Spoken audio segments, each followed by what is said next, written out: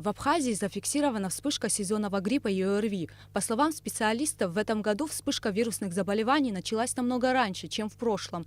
На сегодняшний день в Сухуми количество заболевших гриппом и ОРВИ возросло. За 3 дня с 28, 29, 30 в детской поликлинике на прием обратилось 39 детей с ОРВИ и ОРЗ. 29-го 51 ОРВ и 30-го 10 ОРВИ. И все дети, не подтвердился грипп H1N1, а лечение назначено амбулаторное. По городской поликлинике за 3 дня всего 3 ОРЗ. И все они получают амбулаторное лечение.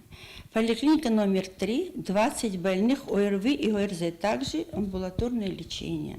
Инфекционная больница, за сегодняшний день 10 обращений. Кроме того, вновь зафиксированы случаи заболевания свиным гриппом.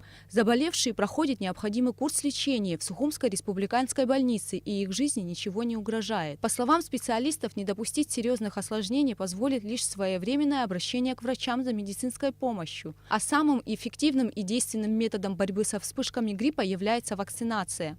В этом году, по крайней мере, у нас есть средства диагностики. Есть и экспресс-тесты, которые нам скажут, грипп или не грипп, и они уже применяются. Уже буквально сегодня эти тесты применены, установлен грипп типа А. Дальше уже будет лаборатория республиканской СС, точнее, республиканская санитарно-эпидемиологическая лаборатория, она уже будет смотреть, это H1N1 или нет. Также на совещании в Управлении образования Сухума совместно с руководителями и медработниками общеобразовательных учреждений, детсадов и школ столицы обсуждались вопросы о необходимости введения карантина в школах. На совещании отмечалось, что карантин вводить в школах столицы нет необходимости, но согласно приказу министра здравоохранения все культурно-массовые мероприятия в школах будут отменены.